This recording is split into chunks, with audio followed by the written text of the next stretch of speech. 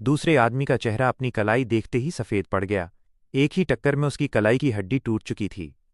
ऐसा कर पाना मतलब सामने वाला कम से कम टॉप टियर मास्टर था, इसमें कोई शक नहीं था। एक पीक मास्टर। उसे बिना पीछे देखे भाग जाना चाहिए था, लेकिन अब भागता भी तो कहाँ। जैसे ही शुजी आगे बढ़ा, उसके पीछे चल रही लड़की को देखकर वो आदमी चिल्ला उठा, या ना मदर। जितना ज्यादा वो सोचता गया, उसका चेहरा उतना ही पीला पड़ता गया। वो ऐसा इंसान नहीं था जो किसी को छोड़ दे। जगाना का भी अब कोई मतलब नहीं बचा था। थोड़ी हिचक के बाद उसने आखिरकार शीशी फेंक दी। वह ऊपर की तरफ आतिशबाजी की तरह फट पड़ी।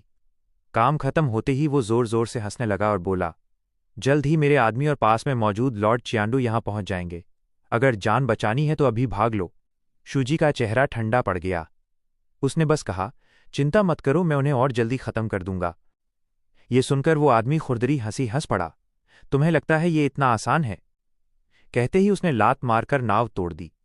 चारों तरफ लकड़ी के टुकड़े उड़ने लगे। शुजी ने शांत रहते हुए मलबा हटा दिया ताकि सब साफ दिखाई दे। अगर बस यही है तो ये बहुत आसान है। अचानक उसका शरीर सख्त हो गया। जो उसने सामने देखा, उसे देखना ही गलती थी। मैंने तुम्हें अभी थोड़ी देर पहले इस बच्चे के साथ देखा था। एक कदम और बढ़ाया तो बच्चा अभी मर जाएगा। अब क्या करोगे? हथियार गिराओ और घुटनों पर बैठो। लेकिन उम्मीद के उलट शुजी ने सपाट लहजे में कहा, बयाक्रिया, मुझे माफ करना। मैं तुम्हारे बच्चे को बचाने के लिए पायरेट्स को नहीं छोड़ सकता।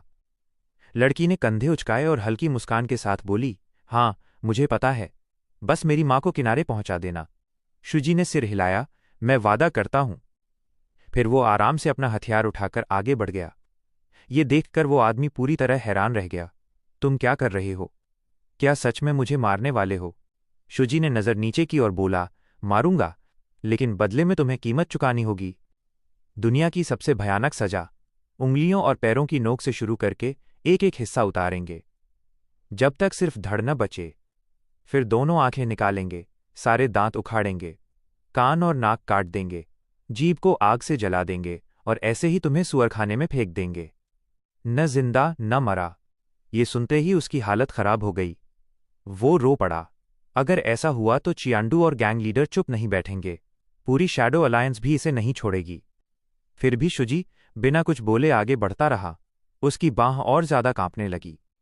घबराकर उसने बच्चे को छोड़ दिया और बोला, अगर मैं बच्चे को छोड़ दूं और सरेंडर कर दूं तो तुम मेरे साथ क्या करोगे? शुजी ने वही जवाब दिया, मैंने पहले ही कहा है, तुम्हें पी में फेंक दिया जाएगा। दृश्य बदलता है। एक जवान आदमी अपने चेहरे को खुजाते हुए बोला कि वो एक व्यापारी है। वह पहले 3 मार्केट्स में व्यापार करता था। जब यांतेस नदी के पायरेट्स निर्दोष लोगों को मारने और माल लूटने लगे, तब एक अनजान मुसाफिर ने हमें बचाया। पास खड़ा दूसरा आदमी बोला, उसकी ब्लैक स्पीयर स्किल बहुत अजीब थी। क्या बोल रहे हो? स्पीयर नहीं था, लंबा विप था। जो भी हो, उस बूढ़े की वजह से हम जिंदा बचे। एक और बीच में कूद पड़ा। बूढ़ा नहीं था, जवान था। मैंने झुककर सलाम किया था, ठीक से याद नहीं। नहीं, मैं कह रहा हूं वो 9 चाय लंबा था। हर वार गड़गड़ाहट जैसा था। चेहरा जुजू की तरह लाल, दाढ़ी शरीर से भी लंबी। बैंडिट्स को खत्म करके वो ऊपर की तरफ चला गया। क्या बोल रहे हो? वह नीचे की तरफ गया था। वो ऊब गई और उनसे बात करना बंद कर दिया। बचे हुए लोगों की गवाही एक दूसरे से बिल्कुल उलट थी। आखिर तमन्हंग किस तरह का इंसान है? मास्टर जो और नामकोंग फैमिली के साथ जो हुआ, उससे वो राइचस मार्शल आर्टिस्ट नहीं लगता। फिर भी उसने डार्क गिल्ड्स को खत्म किया और दबे कुचले लोगों को बचाया। इस बार उसने 3 मार्केट्स के व्यापारी को भी बचाया। तो वो राइचस हीरो है या विलन? उधर व्यापारी अब भी बहस कर रहे थे, मैं सही हूं? उसे अनजाने में अपनी गर्दन याद आ गई। मैं अभी तुम्हारे एक्यूपॉइंट्स दबा दूंगा, और अगर किसी ने दखल दिया तो तुम्हारे कान काट दूंगा। पहले इस लड़की का गला काटूंगा। ये सोचकर उसका चेहरा अजीब तरह से लाल हो गया। नहीं, वो विलन ही होगा जिसे सजा मिलनी चाहिए। तभी नाव वाली छोटी लड़की बोल पड़ी, बिग ब्रदर विलन नहीं है। बिग ब्रदर भिखारी बुरा नहीं है। बिग ब्रदर बहुत दयालु है। यह सुनकर वो उलझन में पड़ गई। अचानक यूनिट का एक सिपाही दौड़ता हुआ आया और कान में बोला, मिस, ऊपर से कुछ आ रहा है। उसने ऊपर देखा। एक जाना पहचाना साया। वही कपड़े। जवान आदमी ने नीचे देखा और जोर से बोला, सब लोग यहां थोड़ी देर रुक जाओ। दृश्य साफ हुआ। वे मार्शल अलायंस थे। सबने सम्मान से झुककर कहा, माउंट हॉक्ट के नंगहो ज़ेन को प्रणाम। उसने जवाब दिया, काफी समय हो गया, तुम यहाँ क्यों आए हो? माउंट हॉक्ट के नंगहो ज़ेन, ये बिमुजुक हैं, डेंग अकेडमी में लेक्चरर। उसने शांत लहजे में कहा, छुट्टी पर थी, इसलिए मेन क्लैन लौटी थी, लेकिन कुछ निजी मामले थे जिन्हें अकेडमी लौटने से पहले सुलझाना था। समझ गया? फिर उसने पूछा कि लेक्चरर यहाँ तक क्यों आए हैं। उसने बताया कि वे मार्शल वर्ल्ड के एक कुख्यात दुश्मन का शिकार कर रहे हैं। जिस आदमी ने मेरी जूनियर सिस्टर के साथ बलात्कार और हत्या की, फिर डेमोनिक कल्ट में भाग गया, उसकी लोकेशन इसी इलाके में मिली है। ये सुनते ही उसने निगलते हुए पूछा, क्या मतलब तुम आए हो? हाँ, ये गोपनीय होना था, लेकिन हमारे पास लोग कम हैं। क्या नामकोंग फैमिली से मदद मिल सकती है? उसने साफ कहा कि ये उसके पिता का आदेश है, उसे मेन क्लान की अनुमति लेनी होगी। अगर स्वॉर्ड किंग सीनियर का आदेश है तो कोई और रास्ता नहीं। फिर उसने चिल्लाकर कहा, सब सुनो, अपराधी बहुत पास है, जल्दी करो, इससे पहले कि और निर्दोष मारे जाएं। समझ गए? आदेश खत्म होते ही सब चारों तरफ फैल गए। तभी एक सिपाही बोला, मिस, हमें नीचे की तरफ जाना था, टारगेट 3 मार्केट्स पार करके लोअर यांग्स की ओर गया है। उसने सोचा कि मार्शल अलायंस का पीछा अजीब तरह से टैम वैन होंगियन की हरकतों से मेल खा रहा है। संभव है कि एमहो वाले ने रिवर गिल्ड्स के 100 लीडर्स का सिर काटा हो।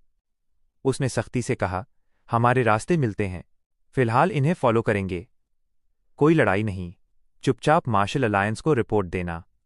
याद रखो, हमारा मकसद तामथान होंगथान है। दृश्य फिर शुजी की तरफ जाता है। वो आराम से एक कब्र के पत्थर के सामने बैठा था। तभी पास की झाड़ियों में सरसराहट हुई। एक बड़ा आदमी बाहर निकला। उसके बाल आंखों पर गिरे हुए थे। मेहमान है क्या? माफ करना, मैं थोड़ी देर के लिए चला जाता हूं। उसे कुछ करते देख वो जल्दी से बोला, क्या तुम कोई रिचुअल कर रहे हो? यह किसकी कब्र है? उसने टालते हुए कहा कि उसे नहीं पता। फिर रिचुअल क्यों? क्योंकि यहां कोई आता नहीं। अकेले पड़े इंसान को देखकर दया आ गई, बस इतना ही। वो हंसा, ऐसा है क्या? फिर बैठ गया, मैं भी शामिल होता हूं। उसने कब्र के सामने सिर झुकाया। बिना नाम की कब्र के लिए ऐसा दिल, ये सच में राइचस है। ऐसी राइचसनेस इनाम की हकदार है। ये कहते हुए उसने अपनी सॉर्ड आगे बढ़ाई। ये ब्लेड एक खजाना है, 100 टेल्स सोने के बराबर। लेकिन शुजी बैठा रहा और बोला, अगर मुझे 100 टेल्स की सॉर्ड चाहिए होती तो मैं पहले तुम्हारा सिर काटता और 1000 टेल्स का इनाम लेता। इतना कहकर शुजी खड़ा हुआ और अपना हथियार कसकर पकड़ा। अपनी सॉर्ड निकालो मेओजुन। उसी दौरान महान नदी के किनारे पहले हुए फायरवर्क्स के पीछे पीछे गुंडों का एक झुंड आ पहुंचा। वे चिल्ला रहे थे, वो लाल सिग्नल ही था ना? हाँ, फॉर्मेशन में आगे बढ़ो और जो दिखे उसे खत्म कर दो, किसी को जिंदा मत छोड़ना। अचानक उनमें से एक की नज़र झाड़ियों में हलचल पर पड़ी। वो जोर से चिल्लाया, यहां सर्वाइवर्स हैं, सबको मार डालो और जिसने व्हाइट हेडेड लॉर्ड का सिर काटा था उसे ढूंढो। सबको मार डालो और उसी को ढूंढो। उसी पल जॉन ने भी अपनी तलवार निकाल ली। मेरे पिता से तुम्हारा क्या रिश्ता है? उसने जवाब दिया, कोई नहीं। जॉन ने दबाव बनाते हुए पूछा, तुम्हें यहां का रास्ता कैसे पता? शुजी ने हल्की सी बेवकूफ़ी भरी सांस छोड़ी। बस एक संयोग। जॉन की भौहें सिकुड़ गईं। बैम्बू लीफ वाइन और गोड डीमन वाइन मेरे पिता की पसंद थीं। तुम्हें ये पता है, और यही मेरी भी पसंद है। क्या तुम चाहते हो कि मैं ये मान लूं? शुजी ने बिना परवाह कहा, मैंने कभी नहीं कहा कि तुम्हें मानना ही पड़ेगा। उसी समय गुंडे झपट पड़े। तुम निडर हरामजादे, मैं तुम्हें पीट पीट कर मार डालूंगा। लेकिन वे दोनों शांत बने रहे, हाथ लड़ाई में व्यस्त थे और बातचीत वैसी ही चल रही थी। तुम कहाँ जा रहे हो? उसने बिना किसी छुपाव के कहा। जॉन ने फिर पूछा, माउंट ह्यूआ सेक्ट के पास। वहां क्यों? हर वार के साथ शुजी जवाब देता रहा, बदला लेने। जॉन का चेहरा सख्त हो गया। किसके लिए? शुजी हल्का सा हंसा। उसके लिए जिसे मास्टर माना जाता है। ये सुनकर जॉन उलझ गया। मास्टर तो मास्टर होता है, इसका मतलब क्या? शुजी ने शांति से कहा कि इस दुनिया में कुछ रिश्ते साफ साफ परिभाषित नहीं किए जा सकते। दोनों के पैर अपनी जगह जमे रहे, सिर्फ हाथ लगातार चल रहे थे। किसी के चेहरे पर थकान नहीं थी। जॉन ने फिर पूछा, तो ये मास्टर आखिर है कौन? तुम्हें जानने की जरूरत नहीं। जैसे ही उनके वार टकराए, खून और फूल एक साथ बिखर गए। उसी पल दोनों मशहूर योद्धाओं की असली टक्कर शुरू हुई। एक चाल में ही शुजी समझ गया, सच में एक मेहो स्वॉर्ड्समैन। यह उपाधि सुनते ही जॉन भड़क उठा। मुझे उस नाम से मत बुलाओ। उसकी तलवार और तेज हो गई। शुजी सोचने लगा कि माउंट हुआ का नाम किसी के लिए बोझ कैसे बन सकता है, जब उसने अपनी जूनियर सिस्टर के साथ बलात्कार किया और उसे मार डाला हो। क्या तुम डिमोनिक कल्ट में शामिल होने वाले हो? ये सुनते ही जॉन पागल हो गया। उसकी इंटरनल एनर्जी उफान मारने लगी। शुजी वहीं खड़ा रहा और तमाशा देखता रहा जब जॉन ने अपनी तलवार आसमान की ओर उठाई। उसके अवचेतन से हजारों फूल धीरे धीरे उभरने लगे। वो मेहो की अल्टीमेट सॉर्ट टेक्निक थी। प्लम ब्लॉसम की पंखुड़ियों की बारिश शुजी की ओर टूट पड़ी। फिर भी शुजी हिला नहीं। वो वहीं खड़ा रहा, बिल्कुल मेहू जुन की तरह। घायल होने के बावजूद उसकी कला चौंकाने वाली थी। उसने जल्दी से अपना हथियार उठाया और उड़ती हुई तेज पंखुड़ियों को रोकने लगा। उसके मन में था, असली और नकली वार आपस में मिले हुए हैं। सही और गलत, दोनों स्कूलों की घूमती पंखुड़ियों से धोखा मत खाना।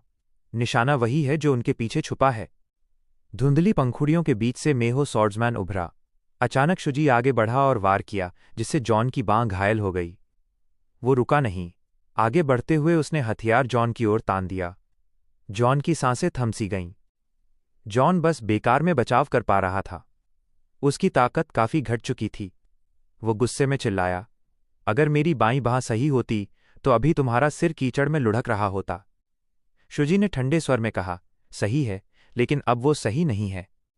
जॉन इतना क्रोधित था कि उसके शब्द बिखरने लगे। अचानक एक रोशनी आसमान में उठी। वो बुदबुदाया, नीला मतलब डिटेक्ट हो गया। पीला मतलब घिर चुके हैं। क्या मार्शल अलायंस का हाउंड आ गया? ये सुनकर जॉन चौंक गया। तुम्हें ये कैसे पता? उसी समय बीमू जॉन 2 होके करीब पहुंच चुका था। मथन होंगथान भी वहीं मौजूद था। इतने सारे यांग रिवर गैंग्स को एक जगह इकट्ठा देखकर साफ था कि 3 तरफा टकराव शुरू हो चुका है। जॉन खड़ा हुआ और जल्दी से शुजी से बोला, मार्शल अलायंस जानती है कि माउंट ह्यूआ का एक प्रीस्ट मेरा पीछा कर रहा था, लेकिन नामकोंग हाउंड्स का आना उम्मीद से बाहर था। क्या तुम उन्हें यहां लाए हो? शुजी ने कोई जवाब नहीं दिया। वह बस सामने देखता रहा। उसी वक्त बमुजुक ने भौहें चढ़ाईं। वो दुष्ट मेहो माउंट हुआ का नाम बदनाम कर चुका है, लेकिन तुम ये नहीं नकार सकते कि वो मेहो स्वॉर्ड्समैन है। सब लोग सतर्क हो जाओ। जसके लोगों में एक चेहरा देखते ही बमुज भड़क उठा। उसने समूह की ओर इशारा किया और कहा, साथ मिलकर लड़ना चाहते हो? लगता है हम दोनों का पीछा किया जा रहा है। क्या कहते हो? इस हालत में शुजी ने मजबूरी में जॉन से हाथ मिलाने का फैसला किया। उसने सिर हिलाया और जॉन आगे बढ़ा। ठीक है, मैं पहले जाता हूं। लेकिन अचानक जॉन भाग खड़ा हुआ और शुजी को अकेला छोड़ दिया। ये देखकर शुजी गुस्से से पागल हो गया। उसने अपने हाथ का स्टाफ फेंका। वो सीधा जॉन के सिर पर लगा। जॉन लड़खड़ा गया। क्या ये पागल हो गया है? जॉन का चेहरा जमीन से टकराया और वो काफी दूर तक घिसटता चला गया। वो दर्द में वहीं पड़ा रहा, हिल भी नहीं पाया। शुजी ने बेपरवाही से उसे कॉलर से पकड़कर ऊपर खींच लिया। लगता था कि जल्दबाजी में एक मेहो भी इतनी साधारण चाल में फंस सकता है। लेकिन शर्मिंदा होने की जरूरत नहीं थी। यह चाल डीमन स्टाफ को भी धोखा दे चुकी थी। ठंडी पसीने की धार अन की पीठ से बह निकली। पीछे खड़ा एक सबॉर्डिनेट डर से हाँफ उठा। ये क्या है? क्यों? तभी पीछे से गुस्से भरी आवाज गूंजी, सांचियन, डरे हुए कायर। उस चिल्लाहट ने उसे पलटने पर मजबूर कर दिया। तुम लोग आखिर कर क्या रहे हो? विमुजुक ने दहाड़ते हुए आदेश दिया। इसे पकड़ो। अधीनस्थ तुरंत टूट पड़े और बेतहाशा आगे बढ़े।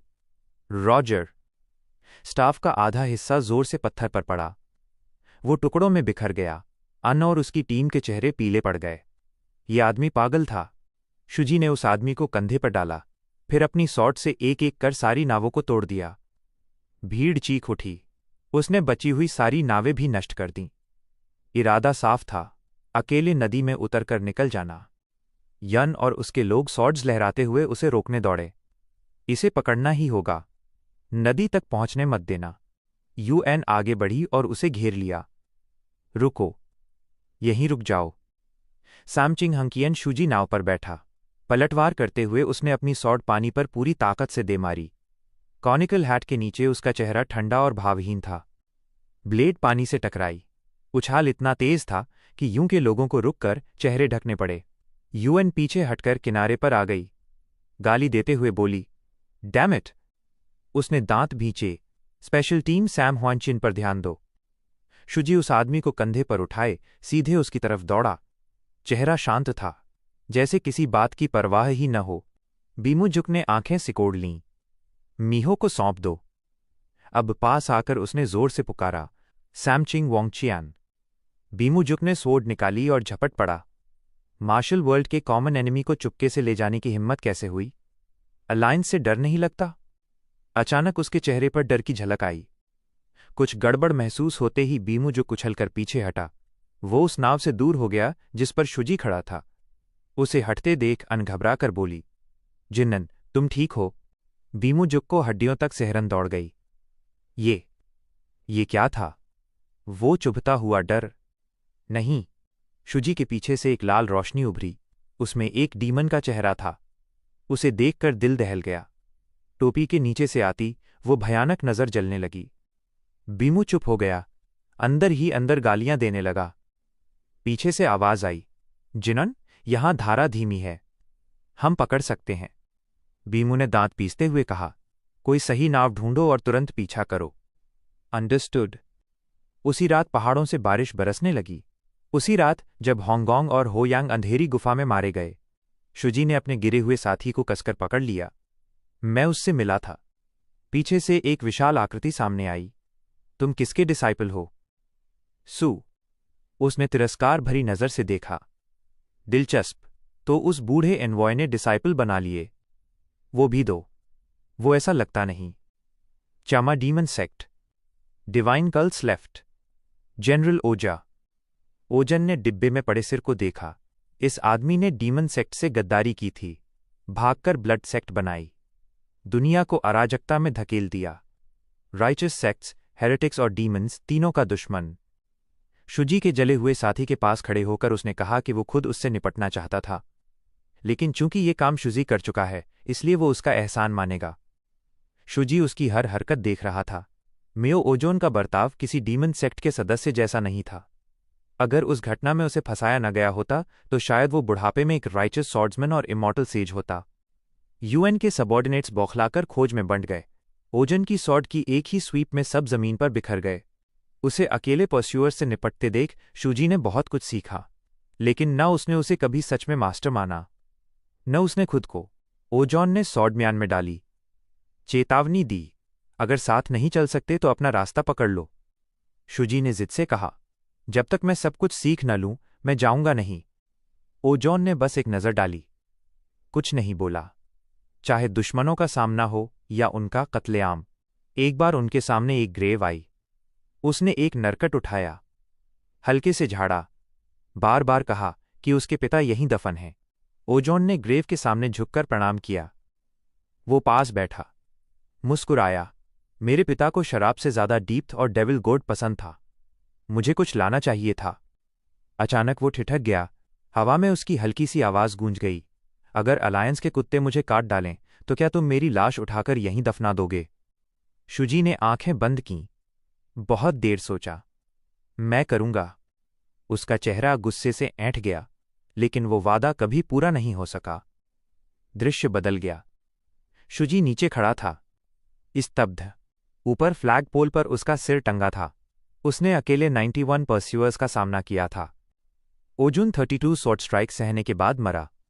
उसके बाद उसकी आंखें निकाल ली गईं, माउंट हुआ के ईस्ट गेट पर टांग दी गईं। उसका सिर खूंटी पर लगाया गया। उसके शरीर से मौत की औरा उठ रही थी। उसकी लाश बोरे में भरकर जेड रिवर में फेंक दी गई। ट्रेनिंग हॉल में मार्शल प्रैक्टिस की आवाजें गूंजती रहीं। फिर बहुत समय बाद मैंने अपनी स्पीयर उठाई, एक देर से पूरा होने वाले वादे के लिए। तभी अलार्म गूंजे। ईस्ट गेट पर घुसपैठिया। कोई माउंट हवा में लाश लाने की हिम्मत कैसे कर सकता है? एलाइड हेरेटिक्स या डीमन सेक्ट से है। भारी कदमों की आवाज, जमीन पर घिसटती सॉर्ड्स। नहीं एल्डर। शुजी की अकेली आकृति देखकर पुजारी उत्तेजित हो उठे। सिर्फ वही, अकेला। उसने माउंट ह्यूआ का ईस्ट गेट तोड़ दिया। उसकी अलग पोशाक और स्पीयर देखकर वे उसे पहचान गए। वो स्पीयर, वो पोशाक, क्या ये वही है? शुजी गैंग लीडर के सामने अकेला खड़ा था।